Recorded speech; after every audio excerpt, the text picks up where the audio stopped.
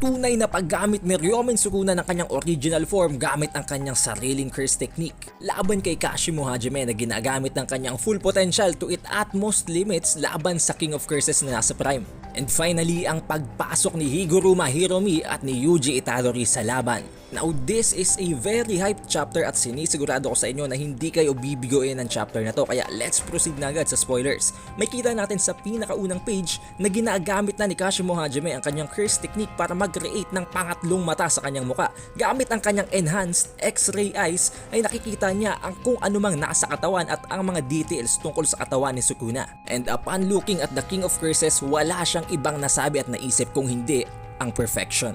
We then get to see Ryomen Sukuna sa kanyang original form habang sinasabi ng narrator na napaka-OP nitong si Ryomen Sukuna. Kahit gumawa pa siya ng mga hand signs, may natitira pa siyang dalawa pang kamay para ipagpatuloy ang hand-to-hand combat. Hindi din siya mapipigilan sa pagcha-chant ng kahit na anong gusto niyang gawin dahil nga sa napakarami ng bibig na nasa katawan niya at hindi lamang ang kanyang nasa muka. Therefore, kahit nagsasalita siya, kahit nakikipaglaban, kahit humihinga, kayang-kaya niyang ipagpatuloy ang chants na kanyang gagawin sa kanyang mga curse techniques. And despite all of that, kahit pa sabihin natin ma-injure mo ang isang parte ng katawan ng King of Curses na ito, kayang-kaya niya yung ibalik despite the deformation ng dahil na nga sa kanyang reverse curse technique. By this panel, talagang nililinaw lang ang narrator kung gaano ka-superior itong si Ryomen Sukuna compared sa mga normal na tao na talagang hinding-hindi at napakalayo ng diferensya or gap sa kanilang mga abilidad at sa kanilang kapasidad. Then here is a flashback sa kung anumang pagkakaalam at pagkakakilala nitong si Kashimo Hajime kay Ryomen Sukuna. Nasabi nito na tinapos at pinatay ng King of Curses ang 5 Void Generals, ang Sun, Moon, and Star Squad at ang Desichin Squad na nanggaling naman sa Sugawara Clan. Kung iisipin natin, parang familiar ang 5 Void Generals at ang Sun, Moon, and Star Squad dahil ang isang karakter na nakita na nating mag-participate sa Calling Games laban kay Yuta Okutsu na si Takako Uro ay ang captain ng Sun, Moon, and Star Squad. Kaya narinig na natin yun sa previous chapters, pati na rin ang 5 Void Generals na kung saan naman pinamumunuan ni Yorozu. But as for the Desichin Squad, hindi ko din alam kung anong tungkol sa bagay na ito pero maaaring ma-explain pa to sa sumunod pang mga chapters. Pero mag-proceed na tayo sa chapter na to, makikita natin na ang mukha ngayon ni Kashimo Hajime ay parang isang demon na, which was made possible sa pamamagitan nga ng kanyang one-time use na curse technique na nagbibigay sa kanya hindi lamang ng abilidad sa pakikipaglaban kung hindi ng kanyang panibagong enhanced X-ray vision na ginamit niya para iskan si Sukuna. At dahil nga sa pagtingin niya kay Sukuna na wala siyang ibang naisip kung hindi ang pagiging perfect being, nasabi niyang beautiful. Matapos yon ay agad niyang inunahan si Sukuna sa pag-launch ng isang atake, subalit nagawa siyang saluhin ni Sukuna gamit ng kanyang 4 na kamay. Sa pamamagitan ng kanyang advantage sa dami ng kanyang limbs ay ginawa niyang suntukin itong si Kashimo Hajime ng napakalakas gamit ng 2 sa kanyang arms. Nang dahil sa lakas ng impact ng pagsuntok nitong si Sukuna kay Hajime ay nagawa siyang mapatalsik nito. However, kahit tumatalsik na si Kashimo Hajime ay nagpe-prepare pa rin siya sa isang retaliation attack sa parang isang counter attack kahit na tumatalsik na siya ng dahil sa impact. And before too long ay agad niyang inilaunch ang ataking ito kay Ryomen Sukuna na alam nating napaka-dangerous dahil alam naman natin ang epekto ng curse technique nitong si Kashimo Hajime. Subalit si Sukuna hindi man lamang gumalaw. Ang ginawa lamang ni Sukuna, nag-chant siya ng kanyang sariling curse technique at binantaan niya pa si Kashimo Hajime na iwasan mo ang gagawin kong atake. But it was already too late. Nagawang mapenetrate ng ataking ginawa nitong si Ryomen Sukuna ang launched beam na ginawa ni Kashimo Hajime. Habang makita natin dito ang isang napakalaking dismantle na na-launch ng King of Curses. Nang dahil dito ay nagawa namang makaiwas sana ni Kashimo Hajime pero natamaan nito ang parte ng kanyang kamay na dahilan kung bakit nawasak ang kanyang kanang kamay at naputol ang iilan sa kanyang mga daliri. Hindi na nag-aanilangan pa si Kashimo Hajime at na-realize niya right away na ang extra big dismantle na yon ay ang slash na pumatay kay Gojo Satoru. Nang dahil sa admiration ni Kashimo Hajime sa ginawang unblockable attack ng King of Curses ay binigyan niya ito ng isang sariling pangalan, The Slash That Cuts the World.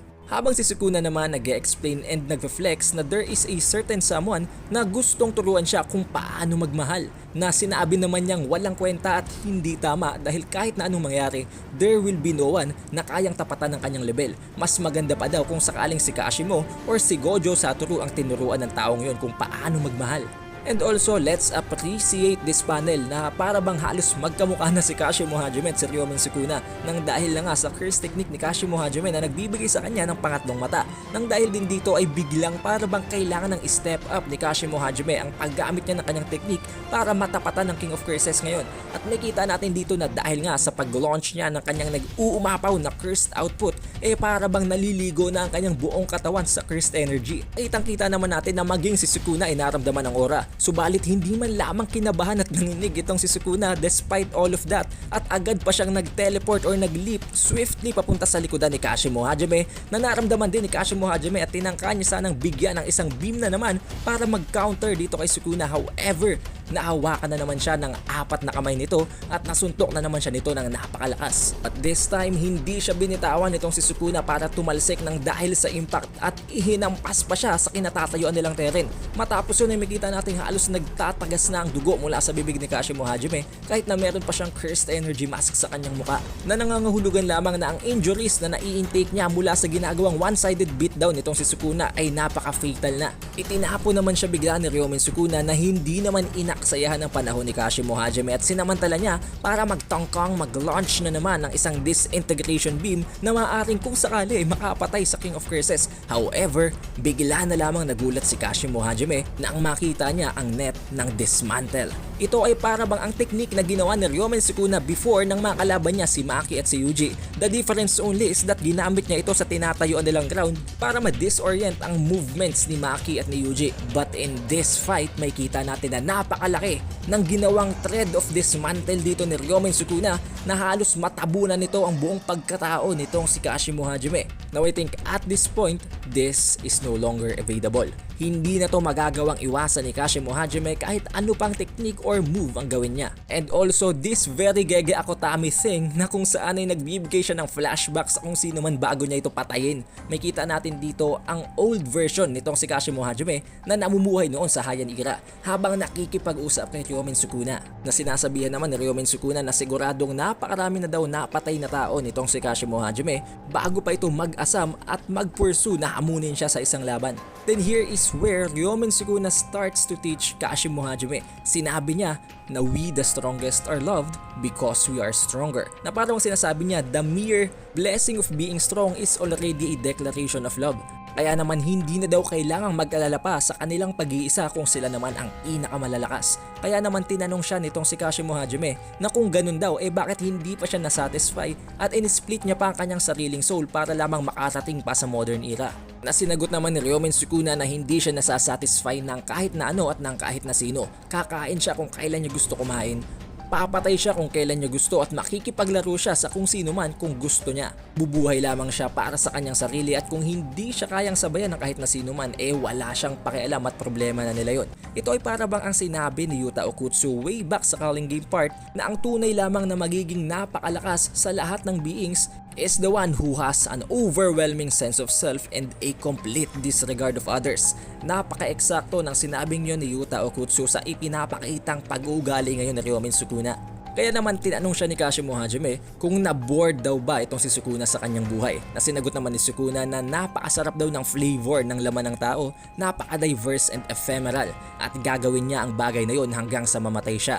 Now that concludes the fight between the Lightning God Kashimo Hajime at sa King of Curses na Ryomen Sukuna, with Ryomen Sukuna ending up as the victor. Matapos yon ay nabasag naman ang barrier nitong si Hakari Kinchi at unti-unti nang lumabas itong si Hakari at si Uraume.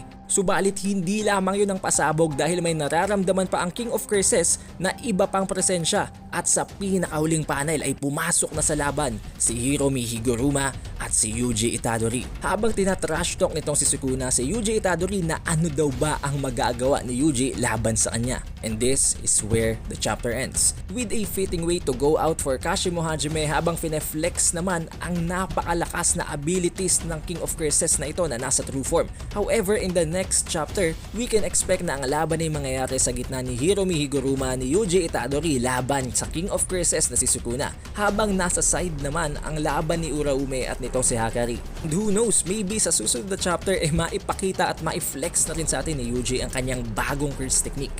But I think that's all para sa ating spoilers for this week para sa chapter 238 ng Jujutsu Kaisen. If you reached this part, surely you had a great time, kaya wag mo na kalimutang mag-iwan ng like, subscribe at i-ring mo na din ang bell button. It is the Updated Weeb and I'll see you on the official chapter release review.